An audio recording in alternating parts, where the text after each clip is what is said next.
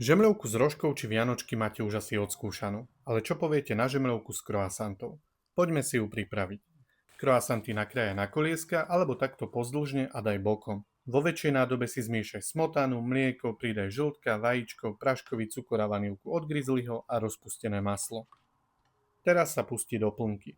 V druhej nádobe si teda dôkladne vymiešaj tvaroh, žltka, cukor a opäť pridaj vanilku.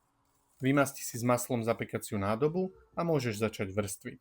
Takže croissanty namoč do tekutej zmesi a rovnomerne ich rozlož. Potri ich tvarohovou plnkou a poukladaj na ne marhule. Tie môžeš nakrájať aj na malé kocky a pokryť nimi celú plochu. Opäť zakry croissantami, tvarohom a marhuľami. Už len posledná vrstva croissantov a daj do rúry na oboj strany ohrev na 160 stupňov na 45 minút. Upečenú žemľovku vyber a nechaj vychladnúť. Môžeš ju potrieť vyšľahaným snehom, takže do misky pridaj bielka, cukor a šľahaj ich na tvarov, kým nedocieliš teplotu 70 stupňov.